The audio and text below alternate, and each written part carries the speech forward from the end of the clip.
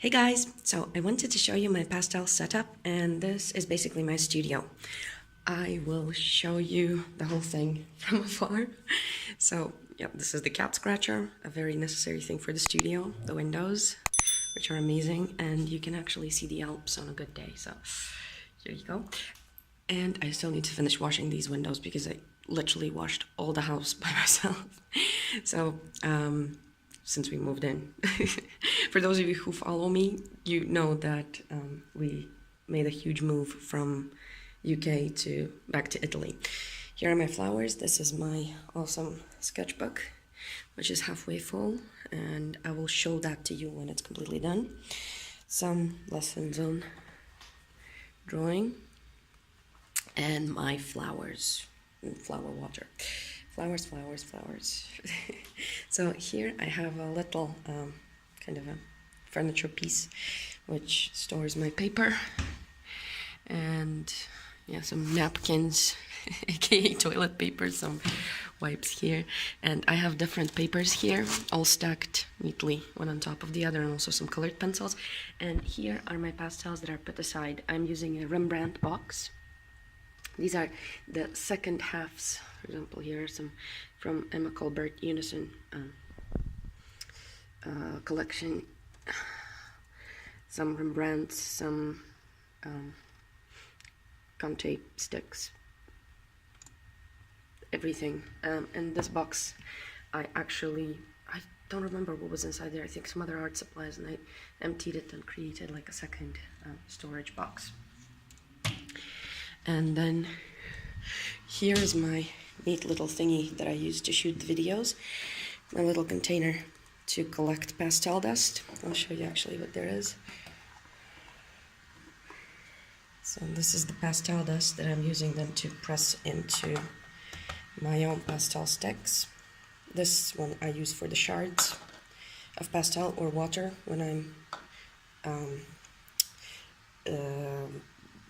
diluting the pastel on the paper. This thing is so neat. This is basically a cleaner that cleans off pastel off of everything, and it's really cool how it helps you keep the area clean, because sometimes with the water it doesn't go away. So this is my easel. I bought it in Cassart. I don't know how it's called, that shop, how to pronounce it correctly. But anyway, it's a tabletop easel that kind of opens up. Here I'm storing my pencils and erasers and stuff that I'm using for drawing.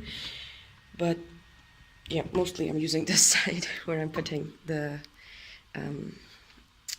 drawing and bin. You can't work without bin. This is where I work. My awesome computer, which died almost in the move from UK, and you can see this is what DPD, I think it was DPD, I don't remember now. Yes, anyway, one of those couriers, this is what they do to your packages. So here I work. Here I have my pastel pencils. This is one of the cases I bought off Amazon, but I think they are on Chinese websites like Wish and stuff like that, on eBay. You can buy these. Pencil sharpener, very necessary.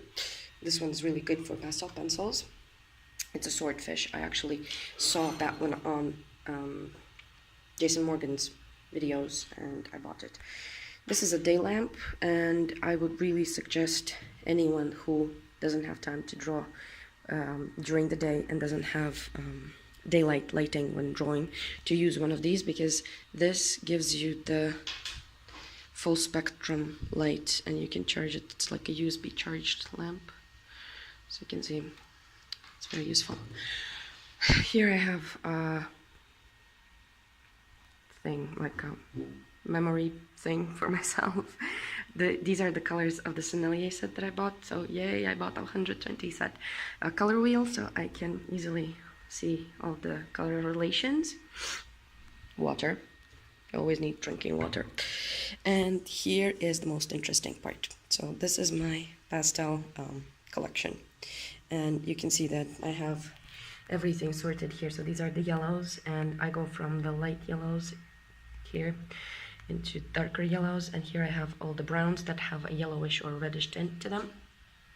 These are more browns, and here are these kind of colors that are grayed out, that are neither this nor that. So this box, I actually got it. Sorry. I'm still ill, but trying to shoot videos while Ellie's sleeping, which actually did fall asleep today. So these are oranges, and these are these kind of ochre colors as well here, going through the reds, violets, grays, and so on. Here I keep my semolina. You can use rice or anything else. A container that is helpful for cleaning the pastels, because you need to see the color. You see that they're all clean. You need to see the color of the pastel when you're using it. And this is a box with shards. I never throw out pastels. I put them aside, and yesterday I actually dropped this thing. It was horrible because I had to collect all of them. So you can still see the mess that it created. And this, my friends, is the best thing ever. I bought myself the Sennelier set. I was looking forward to buying it for a very long time. And this is the set that I'm planning to review, and I really like it. There are some drawbacks to it, but I really like it. And this small little guy here, trying to open it. This is Jackson's pastels. So this is the handmade series from Jackson's, and this is the grays. I don't remember the name of this box, but actually the colors are here. So this is sandpaper, and I used sandpaper just so that I can see the colors more clearly. So these at the bottom here, there are 14 pastel sticks. So these are these ones. And here you can see the accidents that happened with my pastels. They fell, this one and that one. So be careful with extra soft pastels. It's going to break into shards. So this is my studio tour. I hope you enjoyed it, and I will see you in the upcoming tutorials, because now I'm running this like marathon thing of 21 days of non-stop pastels. So I'll be seeing you there. Bye.